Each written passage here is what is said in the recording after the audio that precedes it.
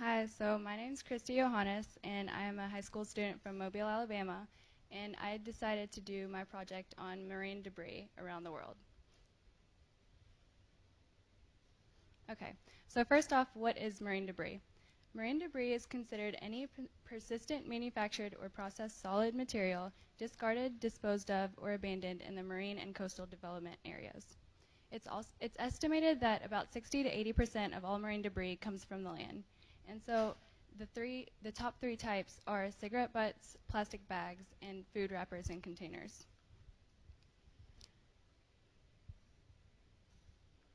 I decided to base my project off of the top three marine debris items, and there's public data on the internet that dates back 7 years. So I used that data in order to see if there was a trend in the amount of marine debris that's been collected for those top three items. So I collected data on an international level, a national level, a state level, and a local level.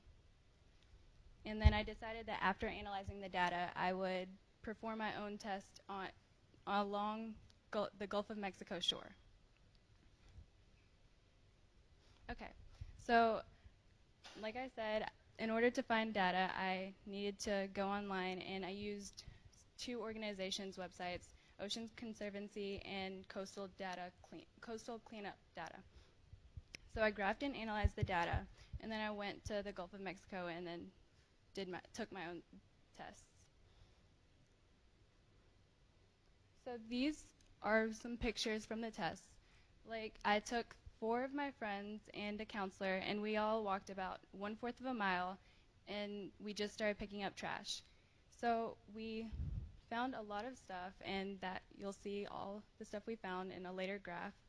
But like, as you can see, there's a lot of man-made structures and debris left over that we couldn't obviously pick up and clean up. So there's some debris from like hurricanes and past natural disasters, and yeah. Okay, so the data I found online for 2008 was the blue bar is the total amount of debris that's worldwide. The red is the number of cigarette butts. The green is for plastic bags, and the purple is for food wrappers. So the total number of marine debris items is obviously higher than everything else.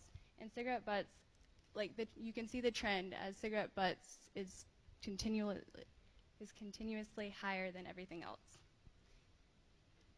And I decided to put in more graphs to show that same trend, as the top 3 items were the plastic bags, cigarette butts, and food wrappers. This is data from 2012 showing the same thing. And this is data in millions, by the way. So obviously there's a lot of pollutants throughout the world. Okay, so after analyzing the data, after analyzing all 8 graphs, this trend, I found out that my hypothesis was correct. The trend continued, and it was the same 3 items that just kept popping up. So I conducted my own test on the shoreline of the Gulf of Mexico, and we found that the trend still continued. The trend was still true. We found 160. Okay. Wait. 1 second. Okay. We found 162 cigarette butts and 43 types of plastic, and 68 different food wrappers. 68 different food wrappers. And so this is all the stuff we found in a 1/4 of a mile, and we found a total of 344 items. Okay, so I would like to thank the Dolphin Island Sea Lab, the University of South Alabama for giving me this scholarship, my high school teacher, Miss Karen Riles, for letting me know about the scholarship, Dr. Tina Millerway, who's the head of this Sea Lab, Dr. Ram Kasoon, who's the head at South, Miss Jenny Cook for being my mentor, Danny Boyd for taking me to the beach.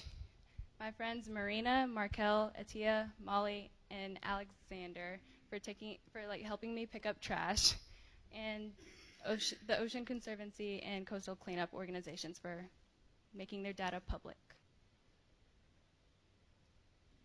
So thanks for listening, and I would like to let everyone know that it's good to keep the waters clean.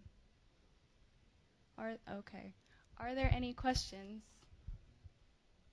Yes, Greg. If you did a comparison of this beach here versus maybe some other place on the West End or something like that you can see any different data or not? Like trend-wise, as in? Yeah, trend-wise, do you think that there's anything interesting about being kind of in on this side versus maybe the other side as to what might be? Christy, repeat that question so everybody can hear. He basically asked if I tested a different area, if there would be like different trend or same.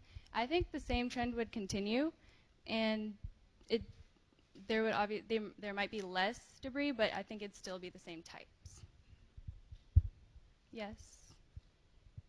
Do you think that obviously your national data maps out to your local and state data, but do you think that in states that have different laws regarding smoking inside and outside might have different amounts of cigarette butts on the beach? Yes, I do think that they do.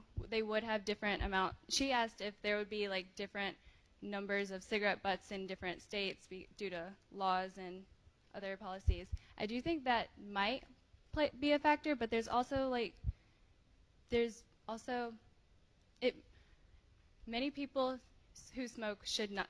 Many people who should not be smoking do smoke, and they don't really care about the laws or any other policies. So I think they might still end up doing what they do, and so it might be a factor, but I don't think it'd be that influential.